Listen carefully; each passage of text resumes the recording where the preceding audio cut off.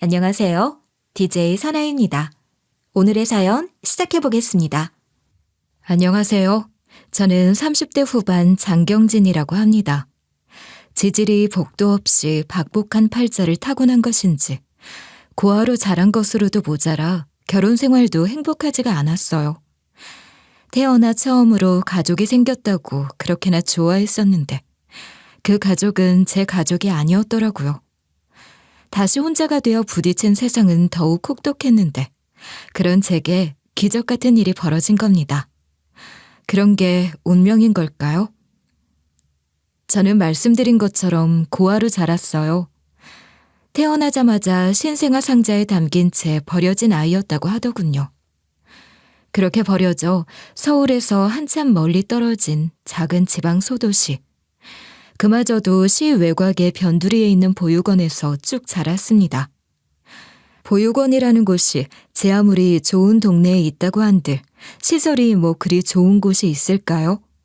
그렇긴 하겠지만 제가 자란 보육원은 그 중에서도 시설이며 물품이 넉넉하지 않은 곳이었어요. 그런 것들이야 좀 부족하면 부족한 대로 맞춰서 살면 되는 것일 텐데 제게 가장 부족했던 건 정서적 돌봄이 아니었을까 생각합니다. 저는 언제나 사람들 사이에서 벗어나 있는 아이로 자랐던 것 같아요. 저를 낳아주신 분이 어떤 분들인지는 모르지만 아마도 제게 태생적으로 그런 성향을 물려주신 분들이 계시긴 하셨겠죠. 저는 그리 밝게 잘 웃는 아이도 아니었고 무리에 잘 섞이고 어울리지도 못하는 아이였어요. 보육원이라고 해서 모두가 저처럼 칙칙한 일상을 보내는 건 아니랍니다.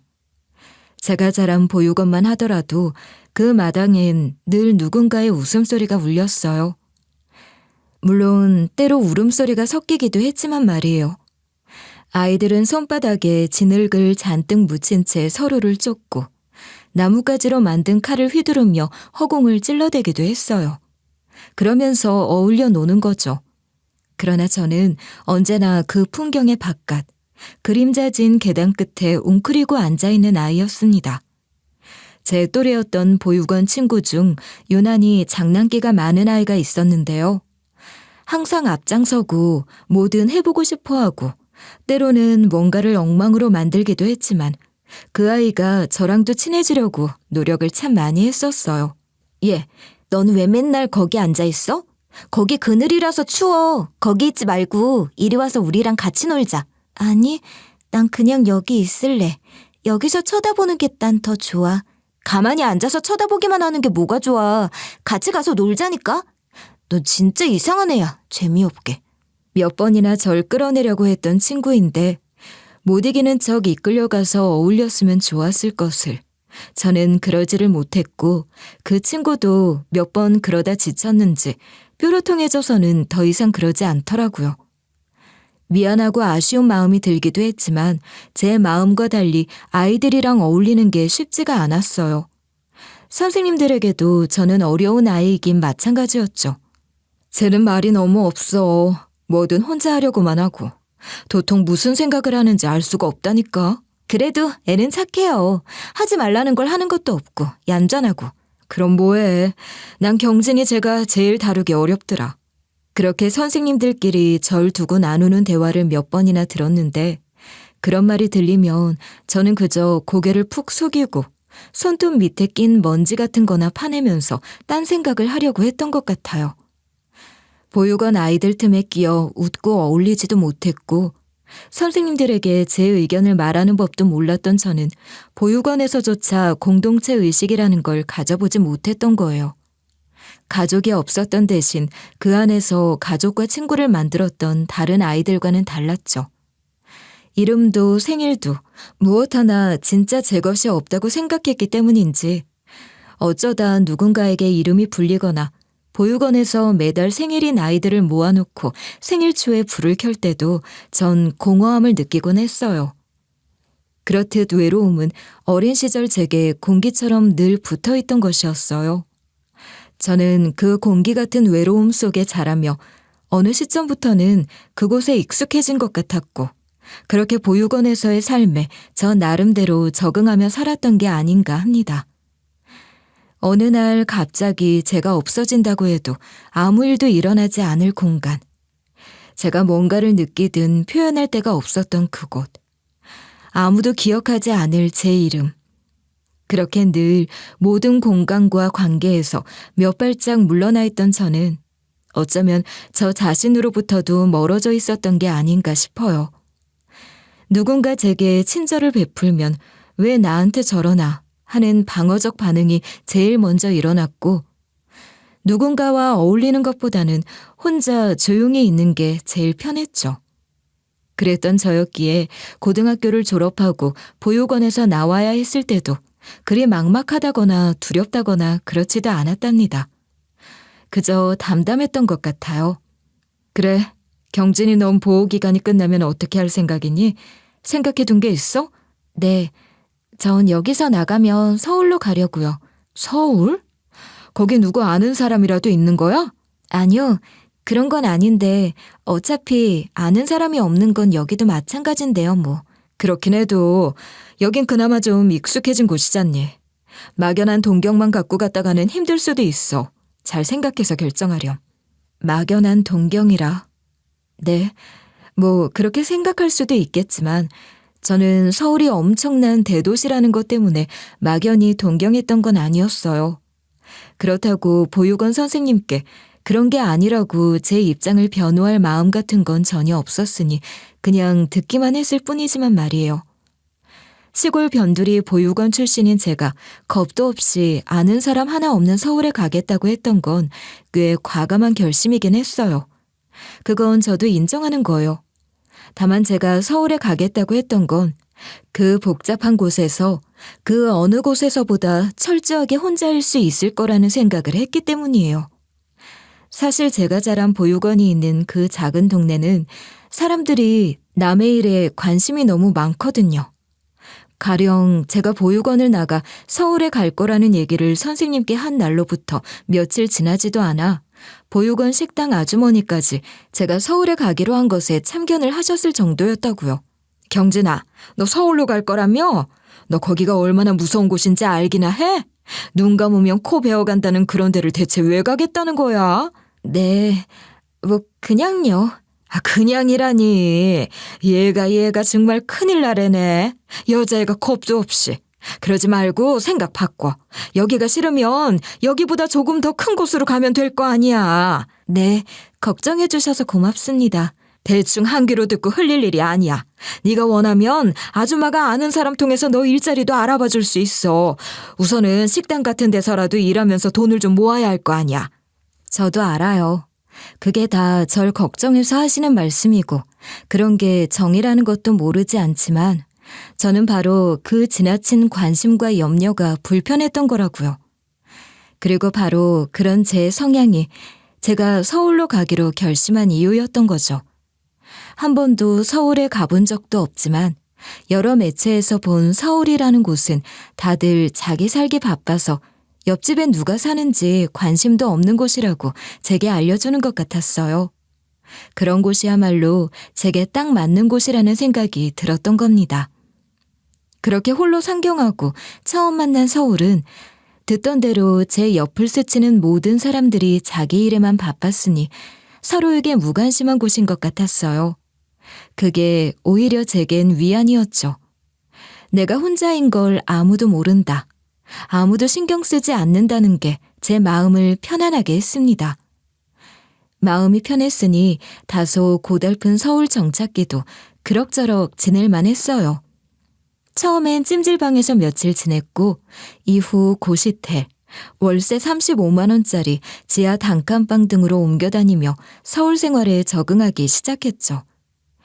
편의점, 카페, 식당 주방, 청소 대행, 튼튼한 몸과 부지런함, 맡은 일을 해내겠다는 책임감만 있으면 할 수 있는 일이라면 이것저것 가리지 않고 했으니 안 해본 일이 없는 것 같기도 해요. 손에 습진이 아물 날이 없었던 시절도 있었고 나름대로 고생을 하긴 했었네요. 그래도 이 일 마치고 제 한 몸 편히 쉴 수 있는 저만의 공간이 있다는 게 얼마나 좋았는지 몰라요. 창문이 있어도 햇빛이 들지 않는 방이었지만 그 공간이 제게는 정말 소중했답니다. 몸 편히 마음 편히 그 누구의 간섭이나 관심, 불필요한 시선 같은 것들에서 저 자신을 보호할 수 있는 곳. 단칸방이면 어때요? 집은 제게 그런 곳이었어요. 그렇게 몇 년 고생하다 보니 좋은 기회도 생기더라고요. 그때 제가 하던 일이 정부 지원을 받아 운영되는 작은 도서관 청소 용역 아르바이트였거든요. 규모가 작은 그야말로 동네 도서관이었지만 꾸준히 새 책이 들어오고 또 그런 책들을 찾는 사람들이 끊이지 않는 그런 곳이었어요. 어릴 때부터 혼자 있는 걸 좋아했고 또 그런 시간이 많았으니 저 또한 자연스레 책과 친해졌던 사람이라 도서관에서 책 냄새 맡으며 일한다는 게 좋았고 그곳에서 제가 읽고 싶은 책을 읽거나 대여에 와서 집에서 읽기도 하고 그러는 게 너무 좋았어요. 그런 저를 도서관장님이 언제부턴가 눈여겨보셨던 거예요. 오늘도 일 마치고 책 읽다 가는 모양이죠? 아, 네, 안녕하세요. 그럼요. 제가 이 도서관에서 일하는 걸 좋아하는 이유가 바로 이 시간 때문인걸요. 최고의 복지입니다. 재밌는 아가씨네. 장경진 씨 맞죠? 경진 씨, 우리 도서관에서 제대로 복지 누리며 일해볼 생각 없어요? 네? 제대로 된 복지요? 그게 무슨 말씀이신지. 정직원으로 일해볼 생각 없냐는 말입니다. 내가 지금 경진 씨 스카우트 하는 거예요. 그런 제안을 받게 될 거라고는 꿈에도 몰랐는데 정말 너무 좋았죠. 그게 뭐 그리 대단한 일인가 하실 분들도 계시겠지만 제게는 엄청난 일이었고 고생 끝에 드디어 뭔가를 이뤘구나 그런 생각까지 들었던 것 같아요. 그렇게 조금씩 서울 생활에 적응할 수 있었고 말이에요. 한 가지 조금 걱정됐던 건 정직원이 되어 고정적으로 일하는 곳이 생겼으니 그곳에서 일하는 사람들과도 자주 부딪히며 어울려야 한다는 거였어요. 아르바이트를 할 땐 그저 주어진 일만 열심히 하면 됐었는데 관계라는 걸 생각해야 하는 상황이 된 거죠. 전 그게 여전히 불편했고 부담스러웠거든요. 그래도 저만의 방식으로 적절한 거리를 두고 사람을 대하는 방법도 어느 정도 터득해 가기 시작했답니다. 그런데 그 거리를 깨고 자꾸만 제가 그어놓은 선 안으로 들어오려는 사람이 있었어요. 그 사람은 제가 일하는 도서관 최우수 회원 중 한 사람으로 도서관에서 가까운 회사에 다니는 평범한 직장인이었죠. 그 사람이 제게 뭔가 이상하게 굴었다거나 그런 건 아니에요. 하루가 멀다 하고 도서관에 오는 사람이었으니 가볍게 인사를 나누곤 했었는데 그런 인사말이 조금씩 길어지기 시작하고 사적인 것들에 대해 물어오기 시작하는 정도였어요. 안녕하세요. 오늘 날씨가 정말 좋아요. 이렇게 좋은 날씨엔 퇴근하고 뭐 하세요? 안녕하세요. 글쎄요, 뭐 특별한 건 없어요. 가져오신 책 반납하시는 거죠? 에이, 오늘 같은 날은 그냥 집에 가기 서운하지 않아요? 보세요. 햇살이 저렇게나 예쁘고 바람도 얼마나 기분 좋은지 몰라요. 점심 먹고 나왔는데 산책이 너무 하고 싶어서 바로 도서관으로 왔지 뭐예요. 아, 네. 책 이리 주시고 좋은 시간 보내세요. 감사합니다. 그 사람이 제게 다가올수록 저는 더 뒤로 물러나곤 했던 것 같아요. 그럼에도 불구하고 참 끈질기게도 다가오던 그 사람이었기에 도서관에서 같이 일하는 선배까지 제 등을 떠미는 상황이 됐지 뭡니까. 중학생, 초등학생, 아들만 둘 둔 아주머니셨는데 제 성향을 잘 아시고 그리 부담스럽지 않게 친근하게 잘 대해주셨던 분이라 저도 내심 의지를 많이 했던 분이시거든요. 근데 그분이 제게 그러시더라고요. 아유, 하여간 못 말려. 무슨 철벽을 그렇게나 철저하게 치고 그래? 철벽 치는 학원 다녀? 내가 다 무안하네. 네? 제가요? 아니, 전 그저 그런 게 아니라 제가 무례해 보였어요? 무례라고 할 것까지는 없지만 너무 얄짤없이 굴긴 하잖아. 왜 그렇게 틈을 안 줘? 사람 괜찮아 보이는구만. 혹시 만나는 사람이 있어서 그런 거야? 만나는 사람이요? 제가 그런 게 어딨어요. 없어요, 그런 사람. 그러고 싶은 마음도 없고요. 한창 좋은 나이에 그게 무슨 소리야. 좋은 사람 만나서 데이트도 하고 그래야지. 이 좋은 날, 그 좋은 청춘, 내가 다 아까워서 그래. 그렇게 제 옆에서 자꾸만 그 사람이랑 데이트라도 한번 해보라고 부추기시더니 기어이 오지랖을 부려 그 사람이랑 밥이라도 한번 먹어보라며 그런 자리를 만드신 거예요. 제가 좋아하는 분이라 차마 정색하며 화를 내지는 못했지만 솔직히 전 그 자리에 정말 나가기 싫었거든요. 그 사람이 싫었다기보다는 그런 식의 개인적인 만남 자체가 싫었던 거죠. 제 성향 아시잖아요. 어쩔 수 없이 나가게 된 그 자리에서 그 사람은 제게 어떻게든 환심을 사려고 무던히도 노력하더라고요. 어찌나 애를 쓰던지. 그런 그 사람에게 제대로 된 호응도 해주지 못하는 제 성향이 조금 미안할 정도였어요. 그 식사 자리 이후로도 그 사람은 끈질기게 제게 구애를 해왔고 결국 그렇게 철벽을 치던 절 무장해제 시켜버리고 말더군요. 시간이 꽤 걸리긴 했지만 그 사람에게 제 마음을 내어주게 된 거예요. 처음 가져보는 그런 관계가 무척이나 어색하고 낯설기만 했는데 점점 그 사람과 함께 보내는 시간이 행복하다는 걸 알게 됐어요. 아, 이런 거구나. 이 사람과 함께라면 어디든 같이 걸어갈 수 있을 것 같다는 마음이 생기는 거예요. 그게 신기하기도 했고 또 감사했던 것 같아요. 평생이라도 함께할 수 있다는 생각에 결혼까지 염두에 두게 됐을 정도로 그 사람과의 관계에 몰두했었죠. 그때까지 단 한 번도 내 편이라는 걸 가져본 적 없었던 제게 진정한 내 편이 되어주겠다던 그 사람의 다짐을 저는 진심으로 믿었습니다. 그런데 문제는 시모가 되실 뿐이었어요. 처음 인사를 드리는 자리에서부터 절 탐탁지 않아 하셨거든요. 그래도 전 서운하게 생각하지 않으려 했어요. 당연한 일이라 생각했어요. 누가 저 같은 조건의 사람을 며느리로 맞는 걸 좋다고 하겠습니까? 그래, 부모님이 안 계시다고? 언제? 두 분 다 어릴 때 돌아가셨나? 아니요. 사실 저는 부모님에 대해서 모르고 자랐습니다. 그럼 고아원 같은 데서 자랐던 거야? 아휴, 이건 뭐 정말 고아 아니야. 아예 아무것도 몰라? 엄마도 참. 그게 이 사람 잘못도 아닌데 그러세요. 그런 환경에서도 이렇게 잘 자랐다는 게 중요한 거죠. 넌 좀 가만히 있어. 그래도 알아볼 건 알아봐야지. 근본이라는 게 네가 생각하는 것보다 중요한 거야. 사람들이 왜 그렇게 근본 따지겠어. 다 그럴만 하니까 그러는 거다. 네가 뭘 몰라서 이러지. 그날 그 자리에서 시모가 되실 분은 근본, 고아라는 말을 셀 수 없이 여러 차례 내뱉으셨고 그 말들은 고스란히 칼처럼 제 가슴에 날아와 박히기도 했지만 그래도 제가 더 잘하면 된다고 생각했어요. 그 사람이 그렇게 확실한 제 편이 되어주니 저도 마음을 다해 그 사람과 그 사람 어머니께 잘하고 싶었고 그러다 보면 언젠가는 그 사람 어머니도 제 진심을 알아주실 날이 올 거라 생각했죠. 그렇게 결혼해서 정말 최선을 다했습니다. 어머니, 이 시간에 전화를 다 주시고 어쩐 일이세요? 예, 너 내일 하루 연차 쓰고 나 좀 도와야겠다. 인사할 사람들이 있는데 내가 뭐가 있어야지. 그래서 음식이라도 좀 해서 갖다 드리려고 하니까 와서 좀 거들어라. 알겠니? 내일이요? 지금이 벌써 퇴근 시간이 다 됐는데 이렇게 갑작스럽게 연차를 쓰는 건 뭐가 어떻다는 거야? 잘 얘기하면 되지. 너 내가 그 정도 융통성도 없이 사회생활을 어떻게 하는 거니? 아, 네.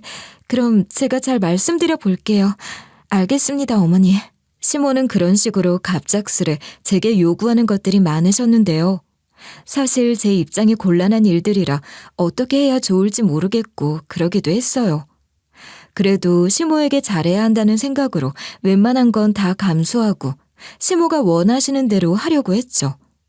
그런데 제가 잘하려고 할수록 시모는 제게 가족이라는 이름으로 며느리라는 굴레로 더 많은 의무를 지우고 요구를 하시더군요. 제가 정말 힘들었던 게 뭔지 아세요? 그렇게 요구할 건 다 요구하시고 시켜먹고 부려먹을 건 다 부려먹으시면서도 제게 수고했다 말 한마디를 안 하셨다는 겁니다. 그런 말씀은커녕 제게는 독한 말들만 계속하셨어요. 아니, 넌 칼질을 어떻게 그렇게 상스럽게 하니? 아무리 보고 배운 게 없어도 그렇지. 그게 대체 뭐야? 아휴, 누가 볼까 겁나네. 이래서야 원 뭘 시킬 수나 있나. 제가 칼질을 많이 안 해봐서요. 손에 익지 않아서 더 그런 것 같아요. 더 열심히 해볼게요. 죄송합니다. 배워서 늘기나 하려나. 내가 가만 보면 넌 매사 행동이 상스럽기도 하지만 인정머리도 없어. 부모 사랑 못 받고 자란 티가 이렇게 나는 건지. 말을 하자면 끝도 없구나. 죄송합니다. 가르쳐 주시면 뭐든지 열심히 할게요, 어머니. 저 배우는 거 좋아하고 잘할 수 있어요. 시모가 제게 그토록 모진 말들로 상처를 줘도 저는 그저 죄송합니다 소리만 하면서 더 잘하겠다고 가르쳐 주십사 그런 말밖에 못했어요. 거기다 제가 더 끔찍했던 건요. 제 앞에서는 그렇게 막말도 서슴지 않고 하시면서 남편 앞에서는 너무나 과장된 언행으로 절 칭찬하셨다는 겁니다. 결혼 전부터 절 못마땅해 하셨다는 걸 남편도 잘 알고 있었던 터라 늘 시모에게 제게 좀 더 잘해주십사 하는 얘기를 많이 했거든요. 그래서인지 시모는 남편 앞에서만큼은 세상 다정한 시어머니가 되셨죠. 남편과 시모는 시부가 일찍 돌아가시고 오랫동안 둘이서만 살았거든요. 유대관계가 아주 끈끈한 모자관계라고 할 수 있을 거예요. 그러니 괜히 며느리인 저 때문에 아들과 껄끄러운 마찰이 생기는 걸 원하지 않는 시모가 그런 방법을 택했던 것 같아요. 남편은 그런 시모의 모습을 보며 한결 마음을 놓는 것 같았고요. 그런 모습을 보면서 그 관계에 괜한 분란을 만들고 싶지 않았기에 저는 그저 침묵했던 겁니다. 그렇게 제가 참기만 하면 모든 게 다 잘 될 줄 알았는데 시모의 횡포는 날로 심해졌어요. 아니, 이젠 제게 상처를 주는 막말을 하는 것 정도에서 그치지 않고 남편과의 사이에서 이간질까지 하기 시작하시더군요. 차라리 남편 앞에서만이라도 제 칭찬을 하며 이중적인 모습을 보이실 때가 나았던 거죠. 그러다 어느 해 명절을 앞두고 그 사건이 생긴 겁니다. 명절 음식 준비를 하던 중 시모는 뭐가 그렇게 마음에 안 드셨는지 제게 뜨거운 냄비를 던지셨고 거기에 제대로 맞은 저는 손을 대어 크게 다치게 된 거예요. 어디서 엄살이야? 누가 널 때리기라도 했어? 어머님이 던지신 냄비에 맞아서 이렇게 된 거잖아요. 게다가 그 뜨거운 걸 화상까지 입었어요. 누가 그 냄비에 맞으래?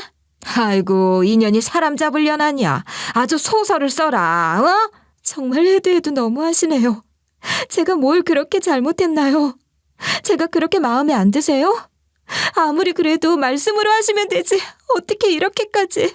시모는 냄비에 맞아 아파하는 절 보며 오히려 역정을 냈고 전 다친 곳이 아프기도 하고 억울하기도 해서 그날만큼은 목소리를 내어 시모에게 할 말을 하고 있었죠. 그런데 갑자기 시모가 태도 돌변하더니 울부짖기 시작하며 그러는 겁니다. 아이고, 내 팔자야. 내가 전생에 무슨 큰 죄를 지었기에 이런 게 며느리로 들어와서 시애미한테 냄비를 던지지를 않나. 아이고, 내가 못 살아. 지금 대체 무슨 말씀을 하시는 거예요? 냄비를 던진 건 어머님이시죠. 이것 좀 보시라고요. 저 병원 가서 진단서로 끊을 겁니다. 저도 더 이상은 안 참아요. 못 참아요. 너 지금 엄마한테 무슨 소리를 하는 거야? 내가 없을 땐 늘 이런 식으로 우리 엄마를 대했던 거냐고. 세상에, 어떻게 이럴 수가. 난 그런 것도 모르고. 아들, 우리 아들. 엄마가 못나고 모자라서 이런 꼴까지 보이는구나. 엄마가 미안해. 미안하다, 우리 아들. 정말 기가 막혔어요. 전 너무 흥분해서 알지도 못하고 있었는데 시모는 남편이 들어오는 소리를 듣고서는 일부러 그런 연극을 했던 거더라고요. 그것도 모르고 전 거기 낚여서 시모에게 억울함을 호소하며 있는 대로 소리를 질렀고 그 모습을 본 남편은 큰 오해를 하게 된 거죠. 아니야. 그게 아니야. 내 얘기를 좀 들어봐. 그게 아니라. 됐어. 이미 내 두 눈으로 똑똑히 다 봤는데 무슨 할 말이 있다는 거야. 우리 엄만 네 걱정만 하고 늘 네 칭찬만 하는 바보 같은 사람인데 너 어떻게 우리 엄마한테 이럴 수가 있어? 남편이 그렇게 말하는데 저는 더 이상 제 입장을 변호할 의지마저 잃어버리는 느낌이었어요. 뭐라고 더 할 말이 없더라고요. 그 일이 있은 후 남편과도 냉랭한 상태로 하루하루 힘들게 보내고 있었는데 급기야 시모는 남편에게 제가 시모에 숨겨둔 비상금까지 훔쳤다는 모함까지 했고 남편 또한 그 소리를 그대로 믿더군요. 그땐 정말 억울하다는 생각도 안 들었던 것 같아요. 그저 난 정말 이 집에서 아무것도 아니었구나. 남편에게조차 난 이 정도밖에 안 되는 사람이었어. 그런 생각에 자포자기하는 심정이 되더라고요. 사랑하는 마음이 있었고 그 마음으로 정말 최선을 다해 노력했는데 그렇게만 하면 가족이 될 수 있다고 생각했었는데 그런 건 아무것도 아니라는 걸 깨닫게 된 거예요. 남편과 시모, 그 사람들에게 저의 그런 마음은 아무것도 아니었고 그저 핏줄로 연결된 그 사람들의 관계만이 진짜였다는 생각만 들었어요. 내 집에 이런 도둑년을 둘 수 없다. 세상에 아무리 근본 없는 년이라고 해도 하다 도둑질까지 해? 이 정도밖에 안 되는 사람인 것도 모르고 엄마가 그렇게 반대하는 결혼을 했던 게 너무 후회돼. 엄마 죄송해요. 너 입이 10개라도 할 말은 없을 거다. 알지? 다 필요 없고 조용히 이혼해. 시모가 뒤집어 씌운 도둑질에 대한 모함을 벗으려는 노력도 없이 저는 그 모함을 그대로 안고 이혼에 합의했어요. 아이도 없었고 빈몸으로 들어왔으니 그 몸뚱아리만 갖고 그대로 나가라고 하더군요. 애당초 위자료 같은 걸 챙길 생각도 없었기에 조용히 그 집에서 나왔습니다. 그렇게 저의 결혼 생활은 끝이 났어요. 그렇게 남편과 시모에게 쫓겨나듯 이혼당하고 거리로 나오게 된 거예요. 당시 저는 손에 쥔 것도 거의 없었고 어디 도움을 청하거나 의지할 사람도 하나 없는 처지였죠. 신혼 초반까지는 제가 일하던 도서관에 계속 다니면서 맞벌이를 했었는데 시모가 하도 절 불러대니 도서관에도 눈치가 너무 보였거든요. 게다가 시모가 아이 낳아 키우며 전업주부로 살기를 원한다는 뜻을 노골적으로 드러내셨기에 고민 끝에 도서관을 그만뒀단 말이에요. 이럴 줄 알았다면 절대 그만두지 않았을 텐데 이제와 염치 없이 다시 받아달라고 할 수도 없고 제가 그런다고 받아주기나 하겠어요? 몇 번을 망설이다 결국 무작정 버스를 타고 제가 자란 고향으로 내려오게 된 겁니다. 말이 좋아 고향이지 고향이라고 해도 아무 연고도 없는 거나 마찬가지이긴 했어요. 그래도 어린 시절을 보낸 곳이라 그런지 저도 모르게 그곳으로 발길이 향했던 것 같아요. 참 아이러니한 일이죠. 그런 게 싫어서 고향을 떠나 서울로 갔던 것인데 이제 다시 정반대의 마음으로 고향을 찾게 됐으니 말이에요. 제가 자란 고아원은 그 사이에 없어졌고 그 자리에는 다른 건물이 생겼더라고요. 하긴 제가 그곳에서 지낼 때도 재정 문제로 말이 많았으니 그럴 만도 하다 싶었어요. 그래도 뭔가 익숙한 것을 찾아 조금이나마 마음의 위로와 안정을 얻고 싶었는데 오랜만에 온 고향마저 낯설고 차갑기만 한 것 같았어요. 제 마음에도 차가운 바람만이 더욱 휑하게 느껴지더군요.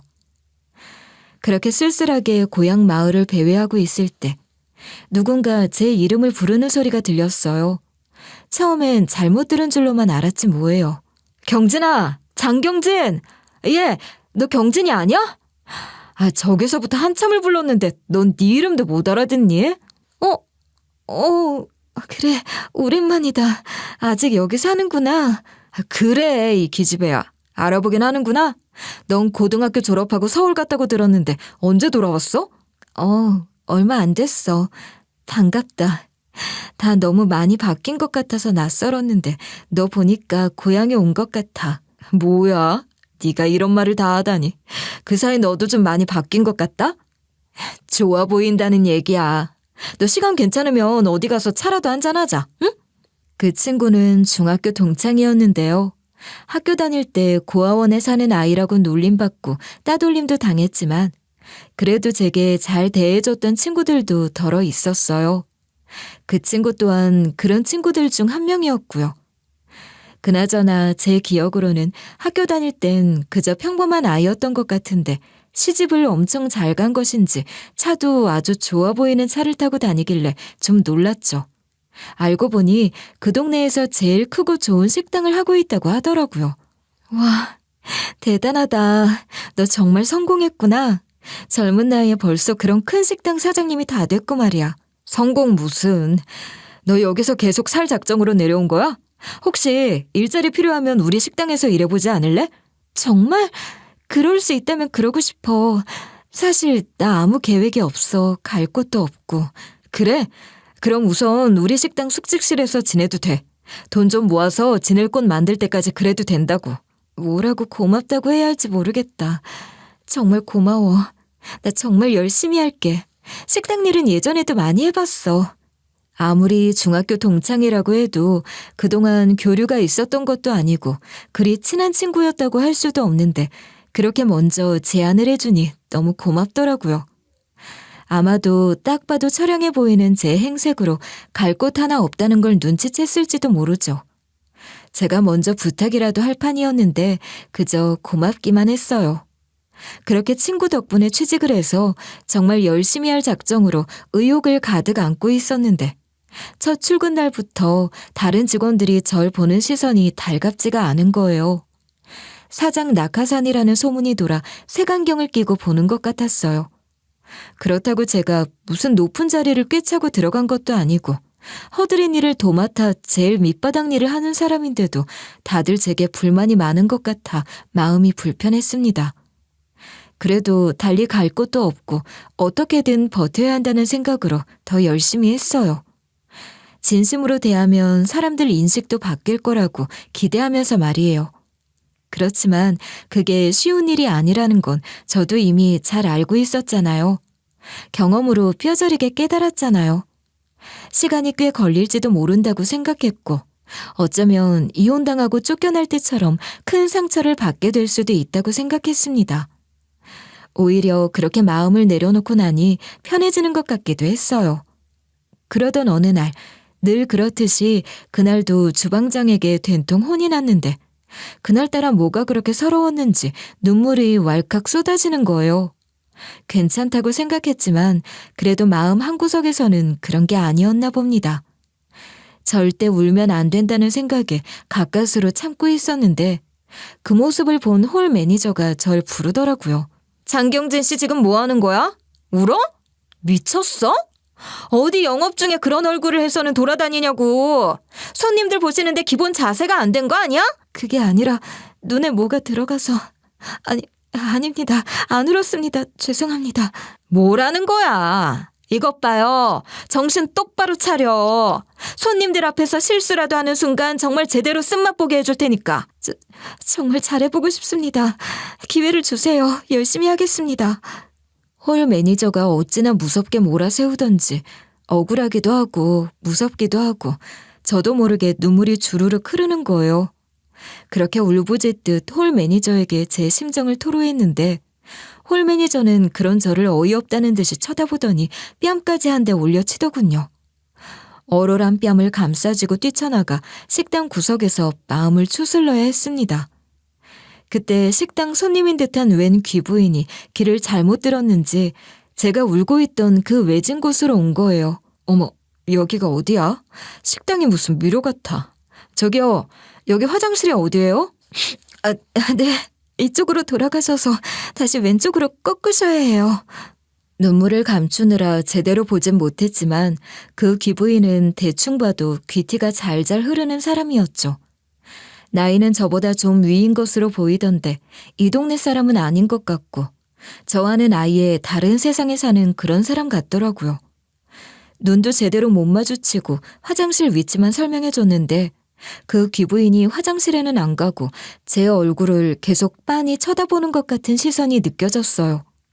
왜 저러나 싶고 제가 뭘 또 실수를 한 건 아닌지 불안하기까지 했어요. 홀 매니저한테 걸리면 정말 끝장이다 싶었거든요. 그런데 그 귀부인은 고개를 갸우뚱하며 뜻밖의 소리를 하는 겁니다. 이상하네 정말. 아니 정말 신기한 게 어떻게 우리 엄마랑 이렇게 닮았지? 미안해요. 우리 엄마랑 너무 똑같이 생겨서 자꾸 쳐다보게 되네. 그러세요? 제가 흔한 얼굴이란 소리는 덜어 들어요.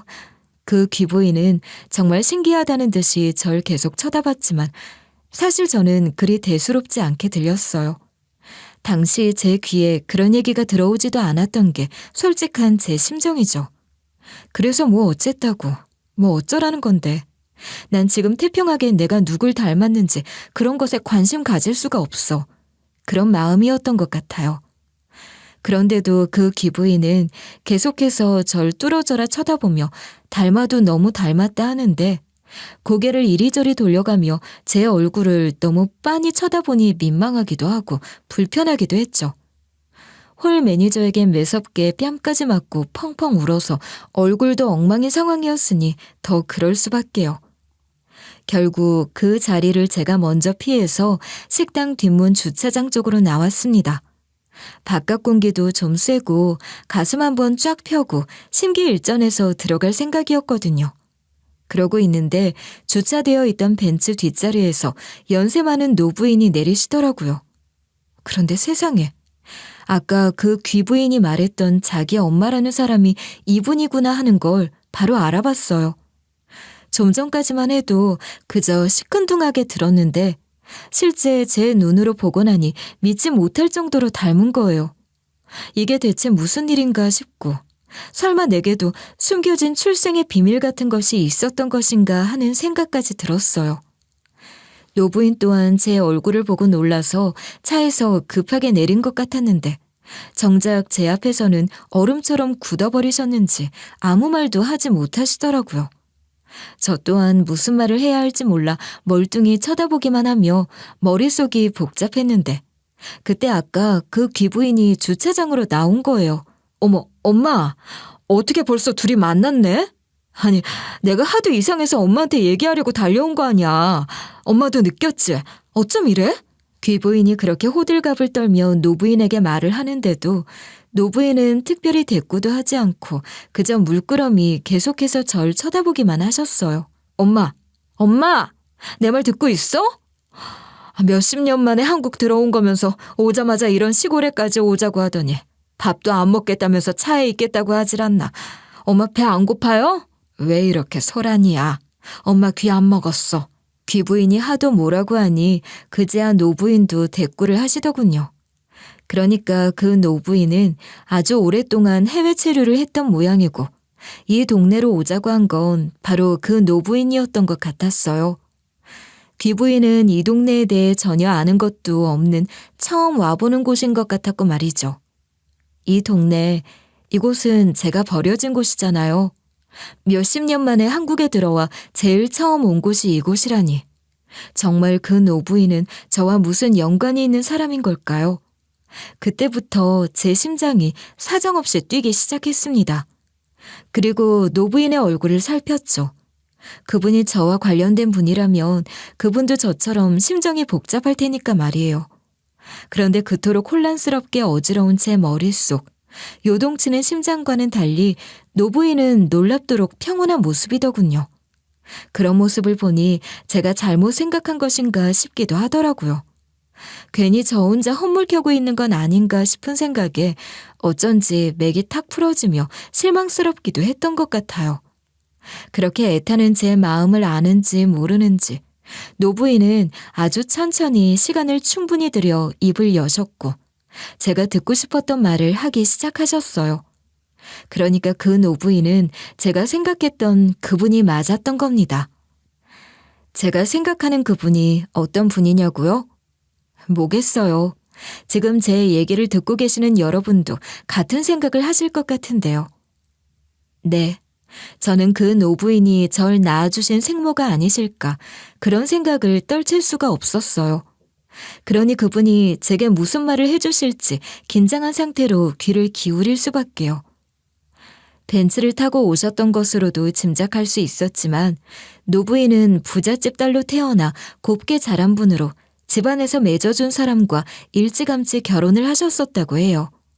물론 보나마나 아주 대단한 집안의 사람이었겠죠. 그렇게 결혼해 딸도 하나 낳고 사셨다고 하더라고요. 그러니까 그 딸이 바로 제게 화장실 위치를 물었던 그 귀부인인 듯 했어요. 그런데 그 딸이 말을 제대로 배우기도 전에 남편이 다른 짓을 하기 시작했다는 겁니다. 난 그때 정말 그대로 이혼하고 싶었어요. 여기 내 딸에겐 미안한 말이지만 더 이상 그런 결혼 생활을 유지하고 싶지가 않았죠. 나한테 미안할 게 뭐야? 어차피 아버지는 나한테 정도 별로 없었고 나도 마찬가지인데. 외할아버지가 그렇게 난리치지 않으셨다면 엄만 더 일찍 이혼할 수 있었을 거예요. 그랬다면 지금보단 행복하셨을 텐데. 네 외할아버지도 달리 어쩔 도리가 없으셨다는 걸 알기에 나도 고집을 부릴 수가 없었어. 하필 그때 사업이 힘드셨잖니. 네 아버지 집안 도움 없이는 외할아버지도 힘드셨어. 그걸 아니까 아버지는 더 막 나가셨던 거고. 처음부터 정략 결혼으로 맺어진 관계였으니 헤어지는 것 또한 집안의 문제였을 거라는 걸 잘은 몰라도 짐작할 수 있었어요.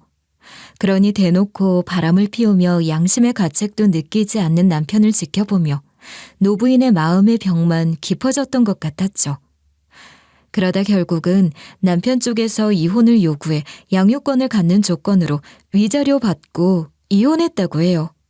노부인도 그런 결혼 생활을 원했던 것이 아니니 결과적으로 이혼을 하게 된 건 다행한 일일지 모르겠지만 당시로서는 잘못한 것 하나 없이 어린 딸을 데리고 이혼당했다는 충격과 상처가 컸고 이혼 후 심각한 우울증을 겪게 되셨다고 합니다. 이혼 후 친정에서 지내면서 병원 치료를 다니는 것 외에는 일절 다른 외부 활동을 하지도 않으셨다고 해요. 그때 노부인을 수행하던 운전기사가 젊은 남자였는데 그 남자가 의도적으로 노부인에게 접근해 그 외로움을 알아주고 달래주며 유혹을 했던 거예요.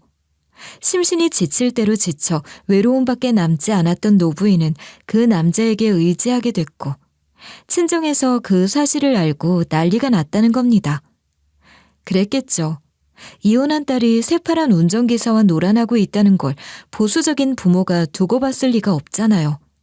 그 남자는 노부인의 부모로부터 거액을 받아 챙기고는 노부인에게 한마디 말도 없이 떠나버렸다고 해요. 그때 난 우리 부모에게 모진 말을 들었던 것보다 한몫 잡아 떠나버린 그 남자 때문에 좌절했었어요. 나의 어리석음이 그렇게 부끄러울 수가 없더군요. 엄만 그때 환자였잖아. 그런 엄마를 작정하고 노린 그 인간이 나쁜 거지. 제발 자책 좀 하지 말아요. 여태 그 치료를 받으셨으면서도 아직도 그러는 거야? 엄마 잘못이 아니야. 힘겹게 그때를 회상하며 이야기를 이어가는 노부인의 표정을 보는 것만으로도 당시 얼마나 큰 충격과 상처를 받았는지, 그리고 그 일로 얼마나 힘든 시간을 그토록 오래도록 보내왔는지 짐작이 되는 것 같았습니다. 그런데 상처와 충격은 거기서 끝난 게 아니었죠. 어쩌면 그때부터 시작이었다고 할 수 있는 거예요. 그 사기꾼 같은 남자가 떠난 후 임신 사실을 알게 됐으니까요. 모든 게 정상이 아니었던 상황이라 임신을 인지할 때까지 시간이 꽤 걸렸고 사실을 알게 됐을 땐 이미 어떻게 할 수도 없는 상황이라 어쩔 수 없이 아이를 낳을 수밖에 없었던 것 같더라고요. 그렇게 해서 태어난 아이가 바로 저였던 겁니다. 저는 생기지 말았어야 했던 아이였군요. 낳아주신 분을 그렇게 힘들게 하며 태어난 아이였다니. 그렇게 생각하지 말아요. 모든 건 내 잘못이야. 다 나 때문에.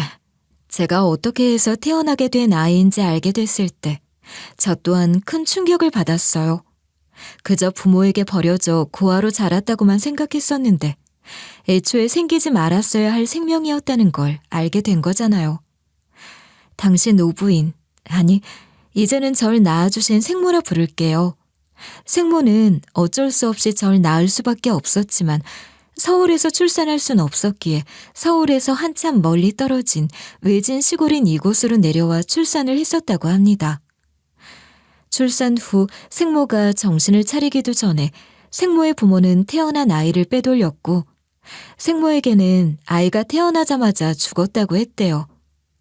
그렇게 빼돌려진 저는 신생아 상자에 담겨 제가 자란 고아원에 들어가게 됐던 거죠. 의지했던 남자에게 배신당하고 원치 않는 임신과 출산, 심지어 그렇게 낳은 아이의 죽음까지.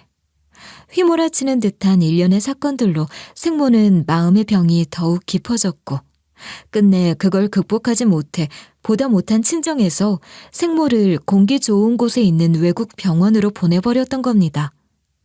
나이 지긋한 여자 수행원을 붙여서 말이죠. 요양과 휴양, 그리고 치료까지 받을 수 있는 곳에서 생모는 꽤 오랜 시간을 보냈다고 했어요. 시간이 어떻게 흐르는지, 어제와 오늘이 뭐가 다른지도 알 수 없는 시간들이었다고 하시더군요. 그런 곳에서 어떻게 그렇게 오래 살았냐고 할지 몰라도 그곳이 아니었다면 난 아마 살아내지 못했을 거예요. 아무것도 생각할 필요가 없는 그곳에서 모든 걸 잊고 지냈으니 살 수 있었죠. 외할머니, 외할아버지 돌아가셨을 때 말고는 한국에 한 번도 들어온 적 없었잖아. 정말 어떻게 그럴 수가 있었는지. 난 엄마 만나러 거길 갈 때마다 지루해서 혼났는데 엄만 대체 어떻게 그렇게 오랫동안 거기서 지냈나 몰라. 그렇게 지내시느라 한국에 오랜만에 들어오셨던 거네요. 몇십 년이나 떠나 계셨었다고.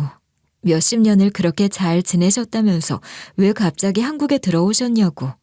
그리고 돌아오자마자 나를 낳은 이곳에 찾아온 이유가 뭐냐고. 정말로 그렇게 물어보고 싶었습니다.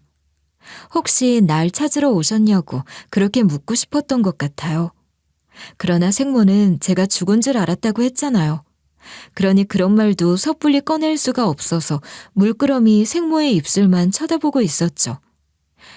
아직 할 말이 더 남아있는 듯 가볍게 떨리며 무언가 더 말할 준비를 하고 있는 것 같았거든요. 생모의 딸인 귀부인은 생모가 머무는 곳 근처에서 유학을 하기도 했지만 결혼하며 한국에 정착해 쭉 살았다고 했어요. 그러나 늘 멀리 계시는 엄마 걱정을 했겠죠. 이제 연세도 많으시니 하루라도 빨리 한국으로 모셔와야겠다는 생각에 참으로 끈질기게 설득해 이렇게 모시고 들어오게 됐던 것 같더군요. 그러니 생모가 절 찾으러 한국에 들어온 건 아니었어요. 그 사실이 어쩐지 실망스럽기도 했습니다. 그래도 생모가 귀국해서 제일 먼저 한 일이 이곳으로 온 거잖아요. 배신감과 수치심에 휩싸여 낳은 아이. 낳자마자 죽어버린 그 아이는 생모에게 분명 큰 상처로 남았을 텐데 그럼에도 불구하고 이곳으로 오고 싶었던 걸까요? 무슨 운명의 끌림 같은 것이 작용했던 걸까요? 나도 내가 왜 여기 와보고 싶었는지 몰라요. 막상 차를 탔는데 무작정 여기 한번 와보고 싶더라고요. 그런데 생각지도 못한 얼굴을 마주한 겁니다. 정말 많이 닮았어요. 얼굴을 마주한 순간 숨이 멎는 것 같았어요. 나 역시 그랬어요. 그리고 내가 낳은 그 아이가 죽지 않고 살아있었다는 걸 직감했죠. 이렇게 살아있었다는 걸.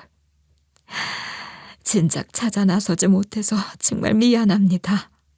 정말 미안해. 엄마가 잘못했어. 생모는 끝내 제 앞에서 무너지며 오열하고 마셨어요. 이야기를 하시는 내내 침착하고 담담한 태도를 유지하셨는데 입안에서 삼키기만 했던 그 말, 엄마라는 그 말을 꺼내는 순간 바로 무너지시더라고요. 저도 그랬습니다.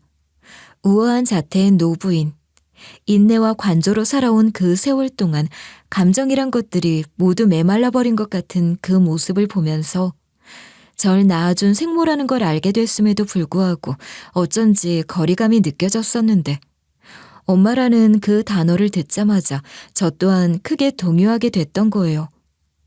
그렇게 생모와 저는 부둥켜 안고 한참을 울었습니다. 생모는 아이가 죽었다는 소리를 듣긴 했지만 어쩌면 어딘가에 살아있을지도 모른다는 생각을 늘 하셨다고 했어요. 그럼에도 불구하고 진작 찾지 못한 것이 미안하다며 그렇게 서럽게 우시더군요. 생모의 이야기를 다 들었는데 제가 어떻게 생모를 원망하는 마음을 갖겠어요. 저는 생모의 삶을 이해할 수 있었고 또 측은한 마음이 들기도 했어요. 제 어머니이신 거려. 물론 유전자 검사로 모녀 관계가 맞다는 것을 확인하기도 했습니다. 친모녀 사이가 맞다고 적혀있는 허무한 종이를 받아들고 이제 나는 어떻게 해야 하는 것인가 그런 생각이 들더라고요. 모든 것이 너무나도 갑작스럽게 일어난 일이었고 저는 그 모든 것을 감당할 준비가 되어 있지 않았죠. 특히 생모의 딸인 그 귀부인, 그러니까 제게는 아버지가 다른 언니가 되는 그분이 저의 존재를 받아들이기 힘들어 하셨어요. 물론 그분도 저의 존재에 대해서는 어렴풋이 알고 있었다고 해요. 아주 어렸을 때의 일이라 잘 기억나진 않지만 배부른 엄마의 모습을 기억하고 있다고 했으니까요. 그러나 아주 오래전에 잊고 살았던 그 존재가 어느 날 갑자기 나타났으니 그걸 받아들이기 힘든 그 심정도 충분히 알 것 같았습니다. 엄마, 그래서 어떻게 할 작정이야? 윤서방이나 애들한테는 뭐라고 해? 시부모님들께는 또 뭐라고 하고. 내가 정말 민망해 죽겠어. 그렇다고 사실대로 다 말할 수도 없는 거 아니야? 언제까지나 숨길 수도 없지. 숨긴다고 숨겨질 것도 아니고. 생각을 좀 해보자꾸나. 모두에게 좋은 방법으로. 그런 방법이 어디 있겠어. 엄마는 엄마 체면이니 위신 같은 건 생각 안 해? 덩달아 내 꼴은 또 뭐가 되냐고. 시댁이나 윤서방한테도 그렇지만 내 친구들한테도 나 정말 이런 거 알려지는 거 못 참겠어. 귀부인은 처음에는 남편이나 자식들, 시댁 식구들 보기 민망하다는 명분을 들어 온갖 걱정을 늘어놓았으나 무엇보다 정서적으로 귀부인 스스로가 자기 엄마인 생모의 그런 과거를 인정하고 세상에 드러내는 것이 쉽지 않은 것 같았죠. 귀부인이 그렇다는 것을 여러 차례 드러냈지만 생모는 계속 저를 곁에 두며 어떤 식으로 절 사람들 앞에 드러낼 것인지를 고민하는 것 같았습니다. 그러니 참다 못한 귀부인이 생모를 매섭게 몰아치더군요. 엄마 정말 어쩌려고 그래? 사람들한테 뭐라고 할 건데.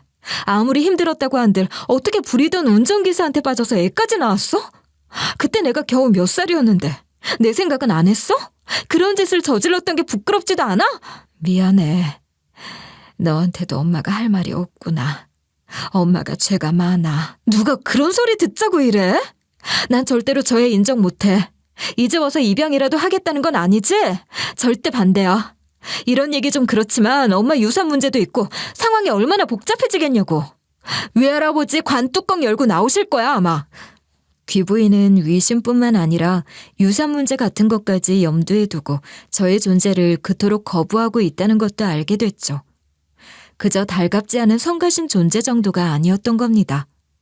나타나지 말았어야 할 존재, 외면하고 도려내고 싶은 존재라는 걸 알면서 그 집에서 생모 곁에 머문다는 게 쉽지가 않았어요.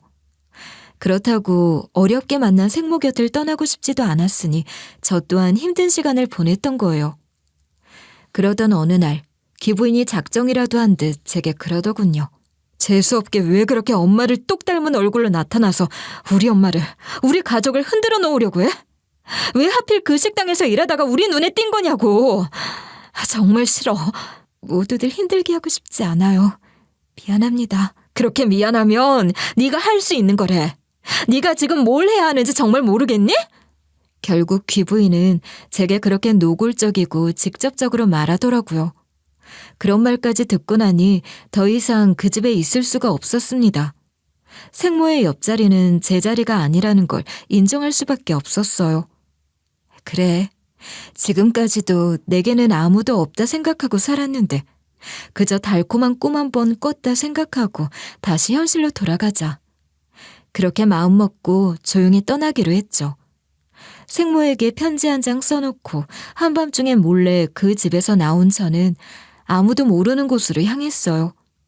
생모를 만나게 됐던 그 고향도 아니고 정말이지 아무 연고도 없는 외딴 곳을 찾아갔어요. 구인공고에서 요양병원 주방 보조를 구한다는 것을 보고 이미 일자리도 구해놨거든요. 그렇게 새롭게 다시 제 삶을 꾸려가기로 했던 겁니다. 그런데 얼마 후 그곳으로 생모가 찾아오셨더라고요. 그 옛날이랑은 다른 거죠. 그땐 제가 죽은 줄로만 알았고 추적할 수 있는 것들도 없었을지 모르지만 지금이 어떤 세상인가 말이에요. 돈만 있다면, 아니 의지만 있다면 얼마든지 찾아낼 수 있는 세상이 됐잖아요. 생모는 그렇게 절 찾아와 눈물을 흘리셨어요. 이제 내가 살면 얼마나 살겠냐. 사는 동안만이라도 널 보며 살고 싶구나. 어머니, 엄마. 실은 나도 엄마를 보고 싶었어요. 아주 어렸을 때부터 줄곧 그랬어. 생모와의 재회 후 저는 제 마음을 외면하지 않기로 했어요. 저 스스로도 모른 척하며 돌보지 않았지만 어머니라는 존재는 항상 제 마음 한구석에 그리움으로 있었던 거죠. 그렇게 만난 엄마와 헤어지고 싶지 않다는 생각이 더욱 뚜렷해졌던 것 같아요. 유산 문제를 비롯한 여러 복잡한 문제들은 여전히 해결되지 않았고 생모의 딸인 귀부인은 여전히 절 못마땅해 하고 있어요. 저는 생모의 친딸로 법적 인정을 받지 않아도 괜찮다고 했고 경제적 혜택도 바라지 않는다고 그저 의지하고 위로받을 수 있는 존재, 엄마라는 사람이 내게도 있다는 것만으로도 이미 큰 위안이다 했지만 귀부인은 제 말을 곧이곧대로 믿는 것 같진 않더군요. 여전히 미심쩍어하며 저를 경계하고 있어요. 생모는 친딸인 제게 법적인 권리를 주는 과정이 쉽지는 않을 거라 했고 시간이 걸릴 수도 있지만 자기는 꼭 그렇게 해줄 거라며 그때까지 조금만 기다려달라고 하셨어요. 전 그런 건 정말이지 어떻게 되어도 상관없다고 생각하는데 말이에요. 지금 생모가 제게 해주고 있는 것만으로도 충분하다고 생각합니다. 생모는 제게 법적 근거 같은 것 없이도 그 정도 지원은 해줄 수 있으니 제 삶을 새롭게 시작할 무언가를 해보라고 하세요. 공부를 해도 좋고 뭔가 다른 기술을 배워도 좋다고 말이에요. 그러면서 함께 고민해보자고 하시더라고요. 법적 권리가 뭐가 그렇게 중요하겠어요. 전 지금 이대로도 너무 행복하거든요. 엄마와 함께 앞으로의 제 인생에 대해서 더 진지하게 고민하고 있는 중이랍니다. 엄마에게 더 좋은 모습을 보여드리고 싶어요. 여러분, 세상에 운명이란 게 있는 걸까요? 전 남편과 이전 시모에게 배신당하고 핏줄이라면 징그럽다 생각했던 저였는데 막상 절 낳아주신 분을 만나니 저 또한 뭔가 뜨거운 감정을 갖게 되는 것 같기도 해요. 그렇다고 핏줄이 전부라고 생각하는 건 아니에요. 그 긴 시간을 지나 제게 돌아온 어머니란 존재를 더 소중하게 여기고 싶을 뿐입니다. 여러분은 지금 가족들과 행복하게 살고 계신가요? 늘 옆에 있었기에 모르셨을지 모르지만 정말 소중하고 감사한 인연이라는 걸 절 통해 한 번 더 생각하셨으면 좋겠다는 생각으로 제 이야기를 했던 것 같아요. 모두 좋은 기운으로 오늘 하루 보내시길 바라면서 마지막으로 감사 인사 한 번 더 드립니다. 정말 감사합니다.